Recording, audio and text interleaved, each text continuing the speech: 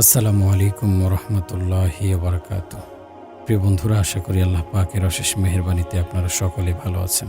আজ আমরা বিধর্মীদের রীতিনীতি পছন্দকরণ ও একটি দুঃখজনক ঘটনা আপনাদের সাথে শেয়ার করব। আমাদের প্রিয় নবী সাল্লাল্লাহু আলাইহি ওয়াসাল্লাম এক হাদিসে বলেছেন, যে যে জাতির অনুসরণ করবে সে তাদেরই দলভুক্ত বলে বিবেচিত হবে। রাসূলুল্লাহ সাল্লাল্লাহু আলাইহি ওয়াসাল্লামের এই কঠোর বাণী জানা থাকা সত্ত্বেও আমরা অনেকেই বিধর্মীদের কৃষ্টি কালচার, রীতিনীতি অনুসরণ করে চলছি। শুধু তাই নয়, কোনো ক্ষেত্রে নিজেদের সভ্যতা, সংস্কৃতি ও রীতিনীতি ভুলে গিয়ে ইহুদি, খ্রিস্টান ও হিন্দুদের রীতিনীতি পালন করে মনে মনে পুলকিত হচ্ছি। অথচ আমাদের জন্য এর চেয়ে দুঃখজনক কথা আর কি হতে পারে? কারণ আমরা মুসলমান, আমাদের একটি নিজস্ব কালচার আছে, সংস্কৃতি আছে।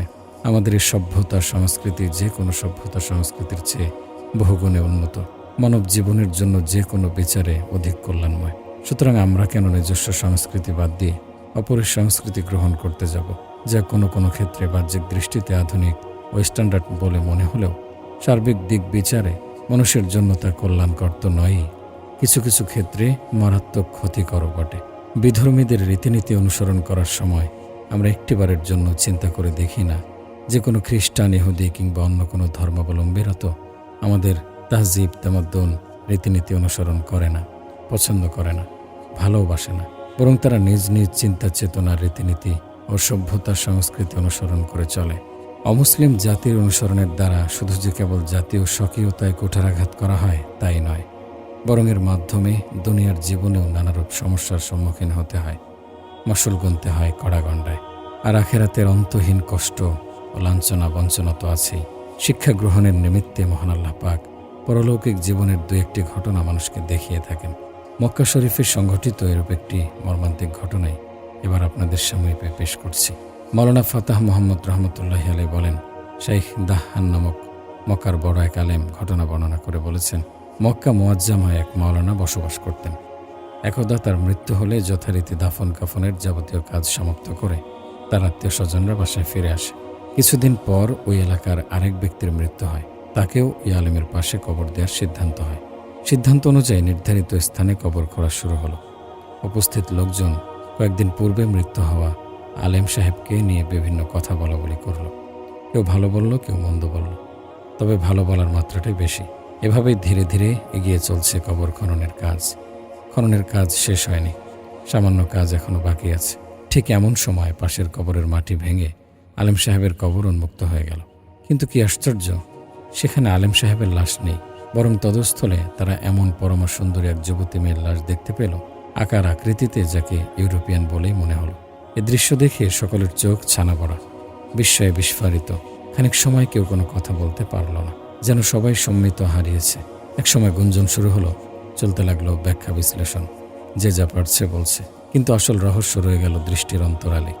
উপস্থিত লোকদের মাঝে একজন ছিল ইউরোপিয়ান। আল্লাহ তাআলা বোধহয় কুদরতের অপার মহিমা ও পরানুকরণের মর্মান্তিক পরিণতি সচক্ষে দেখানোর জন্যই এই লোকটিকে এখানে এনেছেন, কেননা তার মাধ্যমে চলমান ঘটনার মূল রহস্য উদ্ঘাটিত হয়েছিল। মেয়ের চেহারা দেখে লোকটি বলল, এই মেয়েটি আমার পরিচিত, আমি তাকে চিনি। সে ফ্রান্সের অধিবাসী এবং এক খ্রিস্টানের কন্যা। খ্রিস্টান পরিবারে সে বড় হয়েছে, তবে সে ছোটবেলা থেকে ধর্মীয় পুস্তক অধ্যয়ন করত। এতে ধীরে ধীরে ইসলাম ধর্মের প্রতি তার অনুরাগ সৃষ্টি হয়। প্রচুর ভালোবেসে ফেলে ইসলামকে। ইসলামের প্রতিটি বিধিবিধান, রীতিনীতি তার নিকট খুবই পছন্দ লাগতে শুরু করে। সে ভাবতে থাকে, ইসলাম ধর্মের ছোট বড় যে কোনো নিয়ম নীতি, আইন কানুন অন্য যে কোনো ধর্মের নিয়ম নীতি থেকে অধিক সুন্দর, কল্যাণকর ও বিজ্ঞানসম্মত। সুতরাং সত্যিকার শান্তি ও সফলতার মুখ দেখতে হলে ইসলাম গ্রহণ ও সেই ধর্মের বিধান অনুযায়ী জীবনযাপন ব্যতি রেখে অন্য কোনো উপায় নেই। দিন যতই যায়, ইসলামের প্রতি মেয়েটির দুর্বলতা ততই বাড়তে থাকে। অবশেষে হেদায়েতের আলোকে উদ্ভাসিত হয় তার হৃদয় মন। সে কালেমা পড়ে আশ্রয় নেয় ইসলামের সুশীতল ছায়া। পরিবারের সবাই খ্রিস্টান হওয়ার কারণে বাধ্য হয়ে তাকে ইসলাম গ্রহণের কথা গোপন রাখতে হয়েছিল। এক পর্যায়ে আমার সাথে পরিচয় হওয়ার পর সে আমার নিকট উর্দু শিক্ষার আগ্রহ ব্যক্ত করে। আমি তাকে মাঝে মাঝে গোপনে উর্দু পড়াতাম, নামাজ কালাম ও ইসলামের বিধিবিধান শেখাতাম। সে অত্যন্ত উৎসাহ ভরে এগুলো শিখত ও আমল করত। আমি তাকে কয়েকটি ইসলামী বইও পড়তে দিয়েছিলাম। এগুলো পড়ে সে দারুণ মুগ্ধ হয়, আনন্দে উৎফুল্লিত হয় প্রচুর পরিমাণে। ইসলামের ছোট ছোট বিধানকেও সে এতটা শ্রদ্ধা ও ভালোবাসার সাথে পালন করত, যা কল্পনাকেও হার মানায়। আমি তার জন্য দোয়া করে বলতাম, হে আল্লাহ, তুমি তাকে কবুল করো, ইসলামের উপর অটল ও অবিচল থাকার তৌফিক দাও। কিন্তু খোদার কি মর্জি, ইসলাম গ্রহণের পর বেশি দিন সে দুনিয়ার আলো বাতাস ভোগ করতে পারেনি যৌবনকাল অতিক্রম করতে, বরং এর আগেই সে রোগাক্রান্ত হয়ে পরপারে পাড়ি জমায়। এদিকে আমিও চাকরি ছেড়ে মক্কায় চলে আসি। লোকটির বর্ণনা শুনে উপস্থিত জনতা বলল, মেয়েটির এখানে স্থানান্তরিত হওয়ার কারণ না হয় বুঝলাম যে সে মুসলমান অনেককার ছিল, ইসলামী রীতিনীতি সে খুব পছন্দ করত, ভালোবাসত। এজন্য আল্লাহ তাআলা দয়া পরবশ হয়ে নবীর দেশে তাকে স্থান দিয়েছেন। কিন্তু আমাদের প্রশ্ন ও কৌতূহল হলো, আলেম বেচারার লাশ গেল কোথায়? এ পর্যায়ে এসে বিভিন্ন জন বিভিন্ন রকম মন্তব্য করল। তবে অধিকাংশ লোক বলল, মেয়েটির লাশ যখন আলেমের কবরে এসেছে, হতে পারে আলেমের লাশ মেয়েটির কবরে স্থানান্তরিত হয়েছে। যা হোক, অবশেষে উপস্থিত জনতা ইউরোপিয়ান লোকটিকে অনুরোধ করে বলল, আপনি হজ শেষে ফ্রান্সে গিয়ে মেয়েটির কবর খুঁড়ে দেখবেন যে আমাদের আলেম সাহেবের লাশ সেখানে আছে কিনা। জনতার অনুরোধ ইউরোপীয় লোকটি সাদরে গ্রহণ করল। সে তাদেরকে সান্ত্বনা দিয়ে বলল, এজন্য যা কিছু করার সবই করব এবং তার ফলাফল আপনাদের অবশ্যই জানাবো। তাছাড়া ঘটনার শেষ পর্যন্ত দেখার আগ্রহ আপনাদের চেয়ে আমারও কম নয়। ইউরোপীয় লোকটি হজ শেষে বাড়ি ফিরল। সে প্রথমে মেয়েটির পিতামাতার নিকট সবকিছু খুলে বলল। ঘটনা শুনে তারা যার পর নাই বিস্মিত হয়ে বলল, এটা কি করে সম্ভব যে মেয়ের লাশ দাফন করলাম ফ্রান্সে, আর তুমি কিনা তাকে মক্কার জৈনক আলেমের কবরে দেখে এসেছ? অবশেষে কৌতূহলবশত তারা মেয়েটির কবর খুলে দেখার সিদ্ধান্ত নিল এবং মেয়ের মা বাবা সহ অনেকেই বিস্ময়কর ঘটনা তদন্তের জন্য কবরস্থানে গেল। কবর খোঁড়ার পর সকলেই হতবাক। তারা দেখল বাস্তবিক ওই মেয়েটির লাশ কবরে নেই, বরং সেখানে সেই আলেম সাহেবের লাশ পড়ে আছে, যাকে মক্কায় দাফন করা হয়েছিল। শাইখ দাহান বলেন, তদন্তের পর ইউরোপীয় লোকটি ঘটনার বিস্তারিত বিবরণ জানিয়ে আমাকে বলল, আপনাদের আলেমের লাশ ফ্রান্সের সেই মুসলিম মেয়ের কবরে পাওয়া গেছে। এ দৃশ্য আমি একাই কেবল দেখিনি, মেয়ের পিতামাতা সহ আরও অনেক গণ্যমান্য ব্যক্তি এর প্রত্যক্ষ সাক্ষী। সংবাদ পেয়ে মক্কাবাসীরা আবার চিন্তায় পড়ে গেল। তারা ভাবতে লাগলো, ব্যাপারটা কি? মেয়েটির লাশ মক্কায় আনায় তো বোঝা গেল যে আল্লাহ তাআলা তাকে কবুল করে নিয়েছেন, এবং কবুল হওয়ার কারণও আমরা জানতে পেরেছি যে সে মুসলমান হয়েছিল। ইসলামের রীতিনীতি ও কৃষ্টি কালচার অত্যধিক ভক্তি ও শ্রদ্ধার সাথে সে পালন করত। কিন্তু আশ্চর্যের কথা হলো, আলেম বেচারার লাশ পবিত্র ভূমি মক্কা থেকে কাফিরের দেশে চলে গেছে কেন? কেন এরূপ হলো? কেন তিনি মক্কা থেকে মৃত্যুর পরেও বিতাড়িত হলেন? সকলের শিক্ষা গ্রহণের জন্য এ বিষয়টির উদ্ঘাটন হওয়া বড় প্রয়োজন। এ নিয়ে তারা বেশ চিন্তা ভাবনা করল। অবশেষে সকলে সিদ্ধান্ত নিল যে একজন লোকের প্রকৃত অবস্থা তার ঘরের লোকদেরই ভালো জানা থাকে, আর ঘরের লোকদের মধ্যে আপন স্ত্রী স্বামীর ব্যাপারে ভালো জানে। সুতরাং প্রথমেই আমরা তার নিকট জিজ্ঞেস করে দেখি, এরপর প্রয়োজনে না হয় অন্য চেষ্টা করে দেখব। তারা সবাই আলেম সাহেবের ঘরে গেল। অতঃপর স্ত্রীকে ডেকে ঘটনার বর্ণনা দিয়ে সবশেষে বলল, মুহতারামা, আপনার স্বামীর মধ্যে আপনি ইসলাম পরিপন্থী কিছু দেখেছেন কি? স্ত্রী বলল, না, এরকম কিছু দেখিনি। তিনি তো নিয়মিত নামাজ পড়তেন, কোরআন তেলাওয়াত করতেন, এমনকি তাহাজ্জুদ গোজারও ছিলেন। আমার সাথে তার ব্যবহারও খারাপ ছিল না। লোকজন বলল, আপনি একটু ভালো করে চিন্তা করে দেখুন। আমাদের বিশ্বাস আপনার মাধ্যমে বিষয়টির সুন্দর সুরাহা হবে।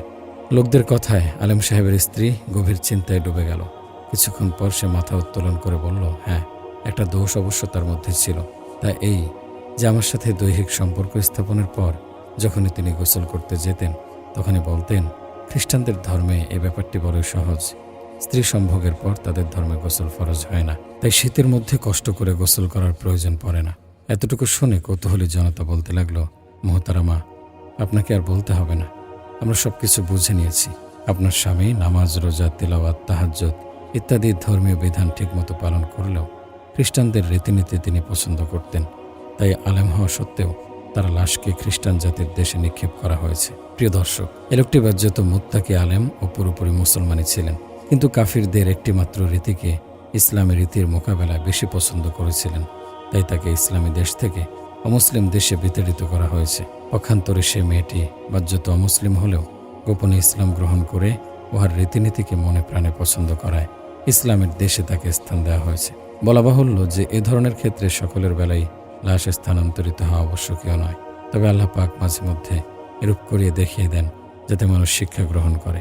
প্রিয় ভাই ও বোন, আমি পূর্বে উল্লেখ করেছি যে মুসলমানদের রীতিনীতি, কৃষ্টি কালচার যে কোনো ধর্মের রীতিনীতি ও কৃষ্টি কালচার থেকে বহু গুণে উন্নত, অধিক মার্জিত ও মানবতার জন্য সর্বাধিক কল্যাণকর। রুচির বিকৃতি না ঘটলে যে কোনো জ্ঞানবান ও চিন্তাশীল ব্যক্তি তা স্বীকার করতে বাধ্য। এটি এমন একটি সত্য ও নির্ভুল কথা যাতে বিন্দুমাত্র সন্দেহের অবকাশ নেই, আর সন্দেহের অবকাশ থাকবেই বা কী করে।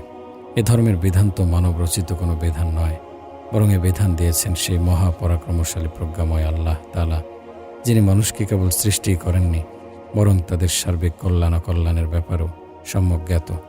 অথচ দুঃখজনক হলেও সত্য যে আমরা আজ জাতীয় স্বকীয়তা, ধর্মীয় রীতিনীতি প্রায় ভুলে গিয়ে বিজাতীয় রীতিনীতিকে এমনভাবে ভালোবাসতে শুরু করেছি যা ভাবতে গেলেও গা শিউরে ওঠে। দুঃখ ভারাক্রান্ত হৃদয় থেকে বেরিয়ে আসে একটি তপ্ত নিঃশ্বাস। প্রিয় ভাই ও বোনেরা, আমি আপনাদের অনুরোধ করে বলি, অনুগ্রহপূর্বক আপনারা বিধর্মীদের রীতিনীতি পরিহার করে ইসলামের রীতিনীতিকে ভালোবাসতে শিখুন। জানতে থাকুন, খোদার কসম করে বলছি, এতে আপনাদের জীবন পূর্বের চেয়ে বহু শান্তিময় হবে, সুখময় হবে। পাশাপাশি এর মাধ্যমে আপনি লাভ করবেন এমন এক মহা সফলতা যা আপনি কল্পনাও করতে পারবেন না। আমি উদাহরণস্বরূপ পরাণকরণের কয়েকটি দৃষ্টান্ত আপনাদের খেদমতে পেশ করছি। আশা করি আমরা সবাই এগুলো থেকে নিজেকে, নিজের পরিবার ও সমাজকে বাঁচাতে 100 ভাগ চেষ্টা করবেন। আর ভালোভাবে এই কথাটি স্মরণ রাখব যে আমি যদি আমার ধর্মের রীতিনীতি পছন্দ না করি, পালন না করি, তবে কি অন্যের ধর্মের লোকজন আমার ধর্মের রীতিনীতি পছন্দ করবে, ভালোবাসবে, পালন করবে? কোশ্চেনকালেও নয়। বরং আমাদের জাতীয় স্বকীয়তা আমাদেরকে রক্ষা করতে হবে, অন্য কেউ রক্ষা করে দেবে না। আল্লাহ আমাদের সহায় হন, আমিন। পরাণকরণের কয়েকটি দৃষ্টান্ত এমন। টাই পরিধান থেকে বিরত থাকুন। বর্তমানে অনেক মুসলমান গর্ভ ভরে গলায় টাই ব্যবহার করে, অথচ যদি তারা সঠিক ইতিহাস জানত, এর অপকারিতা সম্পর্কে অবহিত থাকত, তবে কিছুতেই মুসলিম নাম ধারণ করে তা ব্যবহার করা সম্ভব হতো না। টাই হলো খ্রিস্টানদের শিয়ার বা জাতীয় নিদর্শন। কেননা তারা বিশ্বাস করে যে হজরত ঈসা আলাইহিস সালাম আল্লাহর পুত্র, তিনি সকল মানুষের পাপ মুক্তির জন্য ক্রুশবিদ্ধ হয়ে মারা গেছেন। তাই খ্রিস্টান ধর্মাবলম্বী সকলকেই ক্রুশ চিহ্ন সর্বদা গলায় ধারণ করতে হবে। এজন্য খ্রিস্টানরা ক্রুশের চিহ্ন স্বরূপ নেকটাই ব্যবহার করে থাকে এবং একে লেবাসের মধ্যে সামিল করে। সুতরাং কোনো মুসলমানের জন্য টাই ব্যবহার করা কিছুতেই উচিত নয়, কারণ প্রত্যেক মুসলমানকে দৈনিক 5 বার আল্লাহকে সিজদা করতে হয়। মিথ্যার প্রতীক গলায় ঝুলিয়ে সত্য খোদার দরবারে যাওয়া সাজে কি? যারা পরাণকরণের ন্যায় নিশ্চয়তা ভিতরে রাখে, তাদের দ্বারা জাতীয় গৌরব প্রতিষ্ঠা হওয়ার আশা করা যায় কি? উপরন্তু টাইয়ের মধ্যে বিধর্মীদের রীতি অনুসরণ করার পাপ তো আছেই। অবাঞ্ছিত পশম পরিষ্কার রাখুন। অনেকে বিজাতীয় অনুকরণে বগলের পশম লম্বা করে রাখে, নাভির নিচের পশম সাফ করে না। এটাকেই তারা সভ্যতা ও ভদ্রতা বলে মনে করে। ধিক শতধিক এ নোংরা সভ্যতাকে, কেননা এটা অতি জঘন্য রকমের কুঅভ্যাস এবং অতি ঘৃণিত ধরনের পাপ। আমাদের মহান শরীয়তের হুকুম হচ্ছে বগলের পশম উপড়িয়ে বা মুন্ডিয়ে বগল পরিষ্কার করে রাখতে হবে। অনুরূপভাবে নাভির নিচের পশম ও মুন্ডিয়ে বা লোমনাশক ব্যবহার করে স্ত্রী পুরুষ উভয়েরই পরিষ্কার করে রাখতে হবে, যেন এক ধান পরিমাণও লম্বা হতে না পারে। কেউ যদি সর্বোচ্চ 40 দিনের মধ্যেও কমপক্ষে একবার এগুলো পরিষ্কার না করে, তাহলে সে গুনাহগার হবে।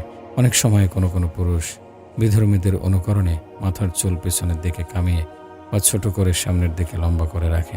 এমনইভাবে অনেক মুসলিম মেয়েরাও মাথার চুল কেটে খাটো করে রাখে। এটা একদিকে যেমন আখিরাতের বিচারে পাপ, তেমনি দুনিয়ার ইজ্জত সম্মানের দিক দিয়েও খুবই ঘৃণিত কাজ। কেননা এতে বিধর্মীরা মনে করবে যে এই হতভাগাদের নিজেদের কোনো আদর্শ নেই, এরা আমাদেরই অনুসারী, আমাদেরই পদলেহনকারী। এটা কত বড় ঘৃণার কথা, কত বেশি লজ্জার কথা। কুকুর পালা ও ছবি ঝুলানো বন্ধ করুন। আজকাল অনেকে শখের বশবর্তী হয়ে খ্রিস্টানদের অনুকরণে দেশি বিদেশি কুকুর পালে এবং এর জন্য অনেক পয়সা খরচ করে। আবার কেউ কেউ ঘর সাজানোর জন্য কুকুর বা অন্য প্রাণীর ছবি ও মূর্তি রাখে। অথচ আমাদের প্রিয় নবী সাল্লাল্লাহু আলাইহি সাল্লাম বলেছেন, যে ব্যক্তি শিকার বা পাহারাদারির উদ্দেশ্য ব্যতি রেখে শুধুমাত্র শৌখিনতাবশত কুকুর প্রতিপালন করবে, প্রতিদিন তার নেকি থেকে 1 কিরাত পরিমাণ নেকি কমে যাবে, আর 1 কিরাত উহুদ পাহাড়ের সমান। অন্য হাদিসে তিনি বলেন, যে ঘরে কুকুর প্রাণীর মূর্তি বা ছবি থাকে সেখানে রহমতের ফেরেশতা প্রবেশ করে না। হযরত আয়েশা রাদিয়াল্লাহু আনহা বর্ণনা করেন, রাসূলুল্লাহ সাল্লাল্লাহু আলাইহি সাল্লাম ছবি সম্বলিত কোনো কাপড় বা বস্তু ঘরে পেলে তা ভেঙে ফেলতেন, ছিঁড়ে ফেলতেন বা নষ্ট করে ফেলতেন। এজন্য নিজের ঘরে কিংবা অফিস আদালতে কোনো প্রাণীর মূর্তি স্থাপন বা ছবি টাঙানো সম্পূর্ণ হারাম, যদিও তা কোনো দলের নেতা, প্রধানমন্ত্রী কিংবা প্রেসিডেন্টেরই হোক না কেন। হ্যাঁ, কেউ যদি অহংকার কিংবা অপরকে দেখানোর উদ্দেশ্য ব্যতি রেখে মনের প্রফুল্লতা ও সুন্দর পরিবেশ সৃষ্টির জন্য সে উন্নত রুচির তাগাদার কারণে ঘর সাজাতে চায়, তবে ফুল, ঝর্ণা, গাছপালা বা প্রাকৃতিক দৃশ্য সম্বলিত ছবি এবং ক্যালিওগ্রাফি দ্বারা সে তা করে নেবে। এতে শরীয়তের পক্ষ থেকে কোনো নিষেধাজ্ঞা নেই। চেয়ার টেবিলে কিংবা বাম হাতে খাদ্য গ্রহণ থেকে বিরত থাকুন। বর্তমানে ডাইনিং টেবিল বা চেয়ারে বসে খানা খাওয়ার যে পদ্ধতি দিন দিন মুসলমানদের মধ্যে বৃদ্ধি পাচ্ছে, তা সুন্নত বিরোধী, বিজাতীয় অনুকরণ ও ইসলামী কালচারের সম্পূর্ণ পরিপন্থী। এটা অবশ্যই পরিত্যাগ করতে হবে, কারণ ইসলাম আমাদেরকে ইহুদি, খ্রিস্টান তথা বিধর্মীদের রীতিনীতি অনুসরণ করতে কঠোরভাবে নিষেধ করেছে। আমাদের প্রিয় নবী সাল্লাল্লাহু আলাইহি সাল্লাম মেঝের মধ্যে দস্তরখানা বিছিয়ে খানা খেতেন। রাসূলের অনুসারী হিসেবে অবশ্যই আমাদের সেভাবে খানা খাওয়ার অভ্যাস করা উচিত। অবশ্য মাঝে মধ্যে বিশেষ প্রয়োজনে চেয়ার টেবিলে খানা খেতে হলে তখন সুন্নত তরিকায় বসে টেবিলের উপর দস্তরখান বিছিয়ে খেতে পারবে, তবে সর্বদার জন্য এটাকে নিয়ম বানানো ঠিক নয়। আজকাল অনেক ফ্যাশন প্রিয় ভাইয়েরা অমুসলমানদের অনুকরণে বাম হাতে চা পানি ইত্যাদি পানীয় দ্রব্য পান করে। এ অভ্যাস পরিত্যাগ করা নিতান্ত প্রয়োজন। রাসূল সাল্লাল্লাহু আলাইহি সাল্লাম কাউকে বাম হাতে কিছু খেতে দেখলে অত্যন্ত নারাজ হতেন। একবার তিনি জনৈক মহিলাকে বাম হাতে খেতে দেখে বদদোয়া করেছিলেন। পরিণামে সে প্লেগে আক্রান্ত হয়ে মারা গিয়েছিল। সুতরাং আধুনিক ফ্যাশন প্রিয় ভাইয়েরা সময় থাকতেই সাবধান হন। টাকনুর নিচে কাপড় পরিধান করবেন না। পুরুষের জন্য জামা, পায়জামা, লুঙ্গি, সেলোয়ার, প্যান্ট, জুব্বা, আবাকাবা ইত্যাদি টাকনুর নিচে পরা সর্বাবস্থায় হারাম। টাকনুর নিচে ঝুলিয়ে প্যান্ট পায়জামা পরা বিধর্মীদের শিক্ষা ও তাদের কৃষ্টি। রাসূলুল্লাহ সাল্লাল্লাহু আলাইহি সাল্লাম ইরশাদ করেন, কিয়ামতের দিন আল্লাহ তাআলা ওই ব্যক্তির দিকে দৃষ্টিপাত করবেন না যে লুঙ্গি বা কোনো কাপড় টাকনুর নিচে পরিধান করবে। বেদিন ও মুসলিমরা মুসলমানদেরকে আল্লাহর নজর থেকে দূরে সরানোর জন্য এ ধরনের বেশভূষা মুসলমানদের মধ্যে ষড়যন্ত্রমূলকভাবে চালু করে দিয়েছে। সুতরাং মুসলমানদের এ ব্যাপারে খুবই সাবধান হওয়া প্রয়োজন। প্যান্ট পরা বাদ দিন। বর্তমান সমাজে প্যান্ট পরার রেওয়াজ দিন দিন বৃদ্ধি পাচ্ছে। আবার কেউ কেউ হাফ প্যান্ট পরতেও দ্বিধা করে না, অথচ হাফ প্যান্ট পরা সর্বাবস্থায় নাজায়েজ। আর বিজাতীয় অনুকরণে তাদের মতো করে ফুল প্যান্ট পরিধান করাও জায়েজ নয়, কারণ এর মধ্যে বিজাতীয় অনুকরণ ও টাকনুর নিচে লেবাস পরা এবং নামাজে অসুবিধা সহ কয়েকটি অন্যায় জমা হয়ে যায়। তবে ফুল প্যান্ট যদি ঢিলাঢালা হয় এবং টাকনুর গিরার ওপরে হয়, নামাজ পড়তে কোনো অসুবিধা না হয়, তবে তা সাধারণ লোকেরা প্রয়োজনে পড়তে পারবে। তবে জরুরত না হলে এ ধরনের ফুল প্যান্ট না পরাই উত্তম, কেননা ফুল প্যান্ট নেক লোকদের লেবাস নয়। চামচ দিয়ে খানা খাওয়া থেকে বিরত থাকুন। আজকাল অনেক মুসলমান বিধর্মীদের অনুকরণে চামচ দিয়ে খাবার গ্রহণ করে থাকে, অথচ বিনা প্রয়োজনে চামচ, কাঁটা চামচ ইত্যাদি দিয়ে খানা খাওয়া সুন্নতের খেলাফ। রাসূল সাল্লাল্লাহু আলাইহি সাল্লাম হাত দিয়ে খেতেন, খাওয়া শেষে আঙুল চেটে পরিষ্কার করতেন। অবশ্য একান্ত প্রয়োজনে চামচ দিয়ে খাওয়ার অনুমতি আছে। অবশ্য এক্ষেত্রে বিধর্মীদের সামঞ্জস্য থেকে পরহেজ করা একান্ত প্রয়োজন। কপালে টিপ দেওয়ার অভ্যাস পরিহার করুন। কোনো কোনো মেয়ে সৌন্দর্য বৃদ্ধির উদ্দেশ্যে কপালে টিপ দেয়, অথচ তা হিন্দুয়ানি প্রথা। শুধু প্রথাই নয়, বরং তা তাদের ধর্মীয় প্রতীকও বটে। আর যেহেতু বিধর্মীদের প্রথা পালন করা মুসলমানদের জন্য জায়েজ নেই, তাই তা পরিত্যাজ্য। যদি মেয়েরা কপালে টিপ দেওয়ার ইতিহাস জানত, তবে কখনোই তারা ঘৃণ্য কাজ করত না। কথিত আছে যে হযরত ইব্রাহিম আলাইহিস সালামকে নমরুদ যখন আগুনে নিক্ষেপ করার জন্য চরকার ব্যবস্থা করল, তখন ফেরেশতাগণ চরকার এক পার্শ্ব এমন শক্তভাবে ধরে রাখল যে নমরুদের বাহিনী চরকা ঘোরাতে ব্যর্থ হল। এ অবস্থা দেখে নমরুদ কিংকর্তব্য বিমূঢ় হয়ে পড়ল। এমনই সময় নমরুদের দরবারে আগমন ঘটল ইবলীসের। বাদশাকে কুর্নিশ করে ইবলীস বলল, মহারাজ, আজ আপনাকে খুবই বিমর্ষ মনে হচ্ছে। নমরুদ বলল, বিষণ্ণতা ছাড়া উপায় কি? ইব্রাহিমকে হত্যা করার আমাদের সকল আয়োজন ভেস্তে গেল। এখন উপায় কি? চরকা ঘুরছে না কেন? চরকা ঘোরাবার উপায় কি? এই শুনে ইবলীস বলল, মহারাজ, চিন্তার কোনো কারণ নেই। আপনার চরকার এক পার্শ্ব ফেরেশতারা শক্তভাবে আঁকড়ে ধরে রয়েছে, এজন্য আপনার বাহিনী এটাকে টলাতে পারছে না। কি বললেন ভাই? সত্যি কি তাই?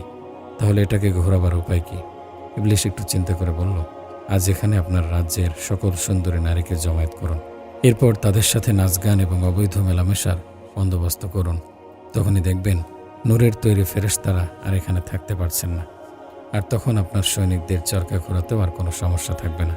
এই পরামর্শ শোনা মাত্রই নমরুদ দেশের সকল সুন্দরীদেরকে তথায় সমবেত হওয়ার নির্দেশ দিল এবং অগ্নিকুণ্ডের পার্শ্বে নাচ গান ও অবৈধ মেলামেশার মহা আয়োজন করল। নারী পুরুষ সকলেই তথায় অবৈধ সম্পর্কে লিপ্ত হল। তারা এরপর বাদশাহের নির্দেশে এ সকল ব্যভিচারিণী মহিলাদের গর্ভের সন্তানকে জারজ সন্তান হিসেবে চিহ্নিতকরণের জন্য কপালে টিপ লাগিয়ে দেয়া হলো, যাতে করে তাদেরকে অন্য মহিলাদের থেকে পৃথক করা যায়। আর তখন থেকেই কপালে টিপ দেওয়ার এই রেওয়াজ চলে আসছে, যা আজ আমাদের মুসলিম নারীরাও গ্রহণ করে নিয়েছে। হায় আফসোস, যদি তারা ইতিহাস মনে রাখত। আল্লাহ আমাদেরকে এই কুরুচিপূর্ণ অভ্যাস থেকে বেঁচে থাকার তৌফিক দান করুন। দাঁড়িয়ে পেশাব করার অভ্যাস পরিত্যাগ করুন।